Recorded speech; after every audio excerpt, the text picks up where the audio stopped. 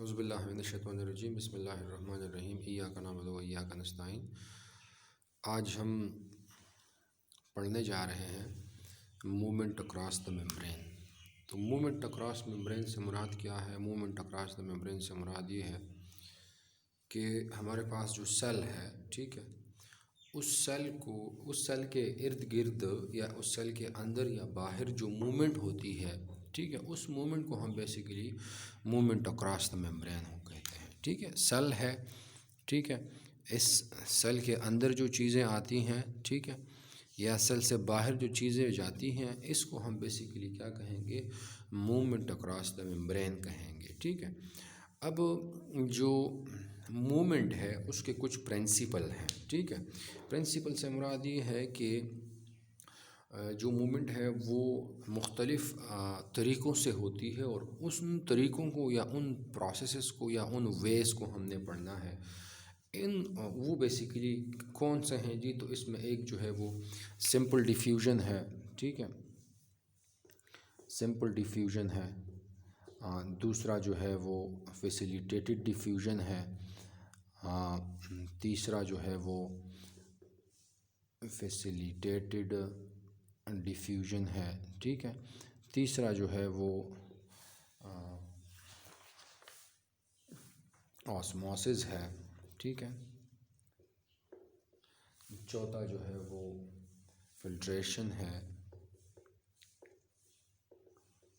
पांचवा जो है वो एक्टिव ट्रांसपोर्ट है।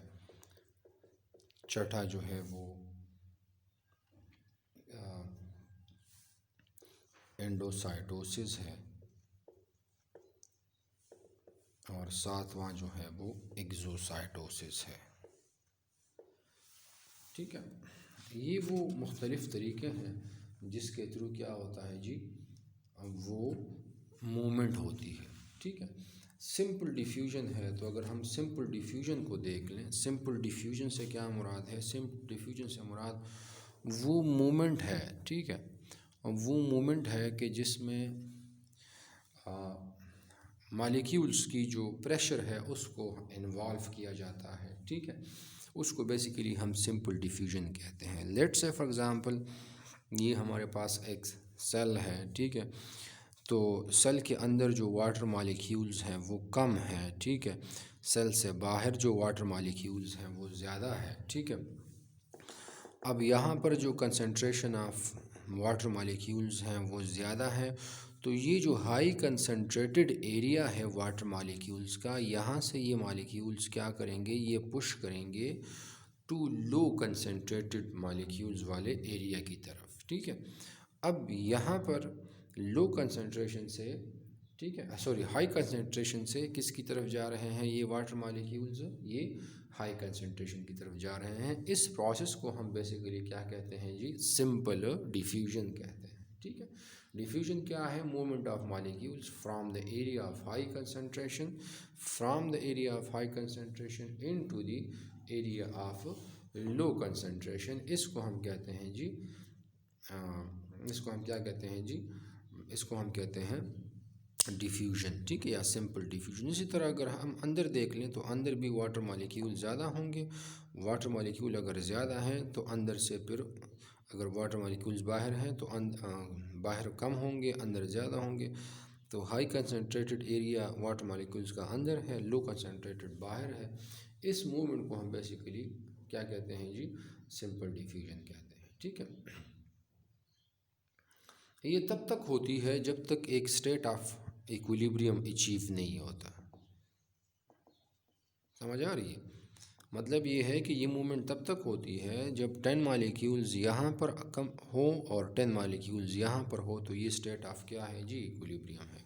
अगर 5 मालिक्यूल्स बाहर हैं, 10 मालिक्यूल्स अंदर है, तो ये एक इक्विलिब्रियम है। ये इक्विलिब्रियम नहीं है तो ये मूवमेंट क्या करेगी जी? ये मूवमेंट यहाँ पर स्टार्ट होना शुरू हो जाएगी। टोटल 15 है, 7 यहाँ पर हो गए, 8 यहाँ पर हो गए। ठीक है, ये मूवमेंट तब तक जो है ना वो कंप्लीट होती रहेगी। ठीक है, या ये प्रोसेस जो है ना ये जारी रहेगा। ठीक है, दूसरा जो इसमें पॉइंट ये है कि जितने भी सेल टू सेल जो शार्ट डिस्टेंस है मालिक्यूल्स का, शार्ट डिस्टेंस है मालिक्यूल्स का, ठीक है। मालिक्यूल ने यहाँ से यहाँ आना है, यहाँ से यहाँ आना है, या इस एरिया से इस एरिया में जाना है, इस एरिया से इस एरिया में आना है, ठीक है। तो ये सारी जो प्रोसेसेस है ये किसके थ्रू अचीव होती है जी, ये इन सिंपल डिफ्यूजन के थ्रू जो है ना वो अचीव होती है, ठीक है। So this is all about the simple diffusion. Next अगर हम देखें, नेक्स्ट हमारे पास क्या है जी, नेक्स्ट हमारे पास जो है वो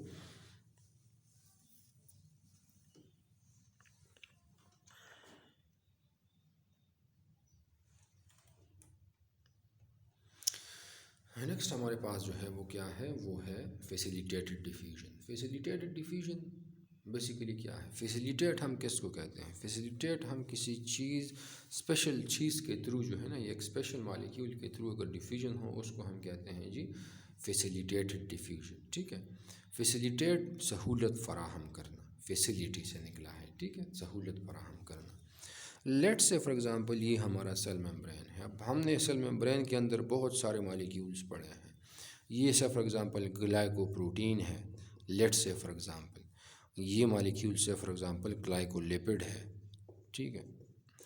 अब एक मॉलिक्यूल है, ठीक है, ग्लाइकोलिपिड, इसके थ्रू कोई मॉलिक्यूल अंदर नहीं आ रहा, ठीक है। हमने पढ़ा है कि देयर आर सर्टन क्या हैं जी, देयर आर सर्टन रिसेप्टर्स, ठीक है। ग्लाइकोलिपिड एक रिसेप्टर है, ग्लाइकोप्रोटीन एक रिसेप्टर है, ठीक है। तो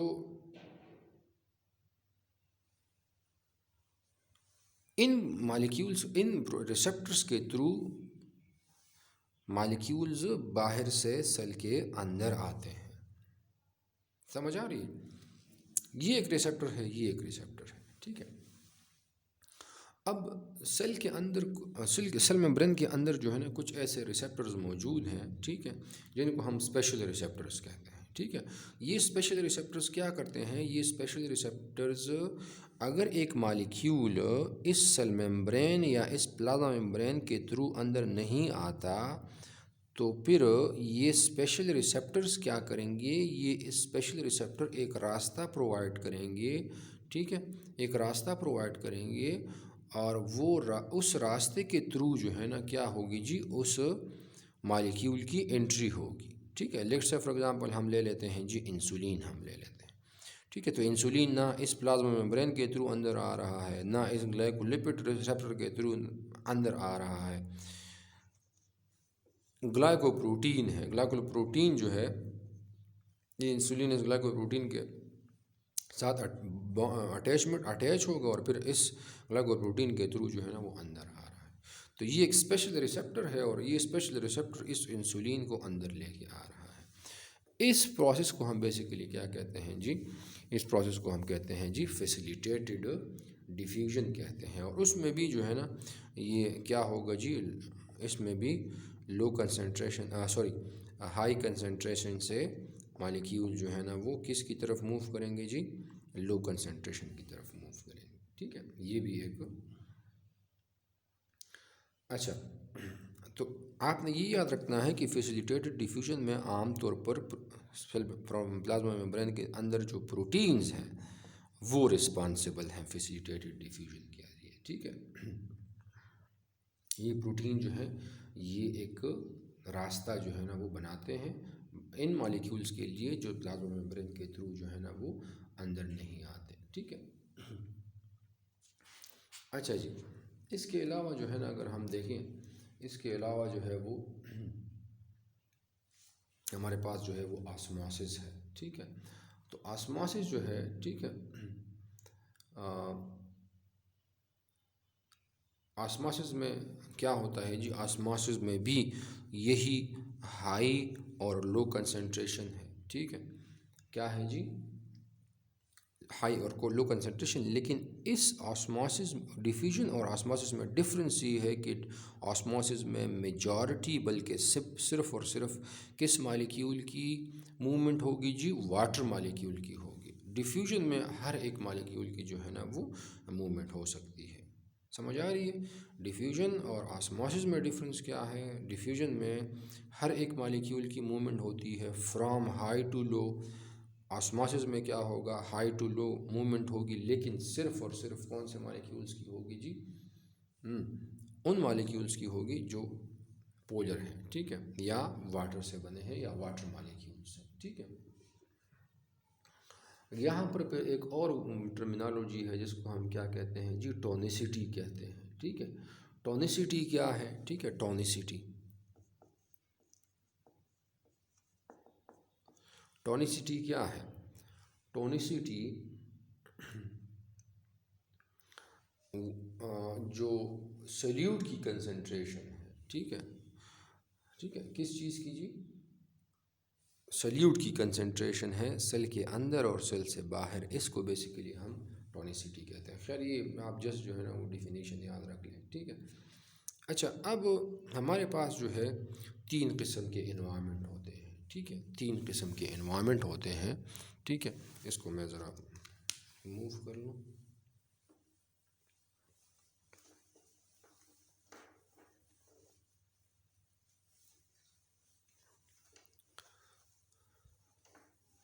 टोनिसिटी की बेस पर हम फिर मॉलिक्यूल्स को, या हम इसकी 3 कैटेगरीज बनाते हैं, ठीक है।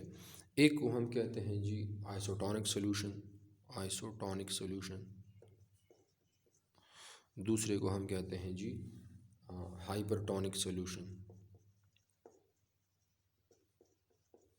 और तीसरे को हम कहते हैं जी क्या, हाइपोटोनिक सॉल्यूशन,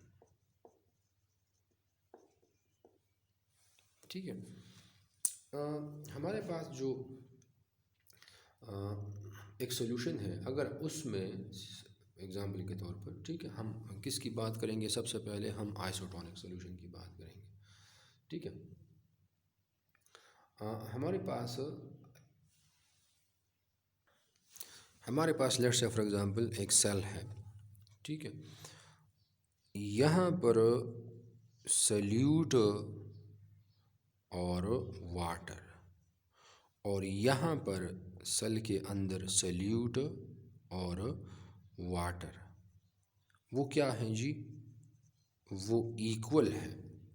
इनसाइड और आउटसाइड सल्यूट और वाटर की कंसंट्रेशन अगर इक्वल है तो इस सॉल्यूशन को हमने क्या कहना है, या इस एनवायरनमेंट को हमने क्या कहना है, आइसोटोनिक एनवायरनमेंट या आइसोटोनिक सॉल्यूशन कहना है। बात ये समझ में आ रही है। इस किस्म के एनवायरनमेंट को हम बेसिकली, या इस किस्म के सॉल्यूशन को हमने क्या कहना है, आइसोटोनिक सॉल्यूशन कहना है, ठीक है। दूसरा जो है वो हाइपरटोनिक सॉल्यूशन है, ठीक है। हाइपरटोनिक सॉल्यूशन से क्या मुराद है, हाइपरसोनिक सॉल्यूशन, ये एक सेल है लेट्स से फॉर एग्जांपल, ठीक है। इस सेल के अंदर जो है, ठीक है, अगर हम अंदर देख लें, ठीक है, सेल के अंदर जो है वो सल्यूट की कंसंट्रेशन कम है, और बाहर जो सल्यूट की कंसंट्रेशन है वो क्या है जी, वो ज़्यादा है। इनसाइड सल्यूट की कंसंट्रेशन क्या है जी, कम है, ठीक है, और बाहर सल्यूट की कंसंट्रेशन क्या है जी, वो ज़्यादा है, ठीक है। तो क्या होगा जी, अंदर जो है, अंदर वाटर मॉलिक्यूल क्या है जी, अंदर वाटर मॉलिक्यूल ज़्यादा है, और बाहर वाटर मॉलिक्यूल जो है वो क्या है जी, वो कम है। तो अल्टीमेटली क्या होगा, वाटर मॉलिक्यूल यहाँ से मूव करेंगे, ठीक है, और इस high concentrated solute concentrated area की तरफ जो है ना वो जाएंगे, ठीक है। बिल्कुल सिंपल इसको हम बना लेते हैं। हाइपरटोनिक सॉल्यूशन ऐसा सॉल्यूशन या ऐसा एनवायरनमेंट कि जिसमें सेल के बाहर सल्यूट कंसंट्रेशन ज़्यादा हो और अंदर कम हो, इसको हम क्या कहेंगे, हाइपरटोनिक सॉल्यूशन कहेंगे। हाइपोटोनिक सॉल्यूशन क्या है, ऐसा एनवायरनमेंट या ऐसी कंडीशन या ऐसा सॉल्यूशन कि जिसमें सल्यूट कंसंट्रेशन सेल के अंदर ज़्यादा हो और बाहर क्या हो जी, वो कम हो, उसको हम बेसिकली क्या कहेंगे, इसको हम कहेंगे हाइपोटोनिक सॉल्यूशन कहेंगे, ठीक है, ठीक है। बाहर क्या हो जी, कम हो, और अंदर ज़्यादा हो, इसको हम हाइपोटोनिक सॉल्यूशन कहेंगे। बाहर बाहर सल्यूट क्या है जी, बाहर सल्यूट कम है, ठीक है, अंदर ज़्यादा है, उसको हम हाइपो कहेंगे। बाहर ज़्यादा है, अंदर जो है वो कम है, ठीक है, इसको हम क्या कहेंगे, हाइपरटोनिक सॉल्यूशन कहेंगे। अंदर और बाहर इक्वल है सॉल्यूट्स और सॉल्वेंट की कंसंट्रेशन, तो इसको हमने क्या कहना है जी, आइसोटोनिक सॉल्यूशन कहना है। ठीक है, इसको हम इंशाल्लाह फिर आगे कंटिन्यू करेंगे। Thank you.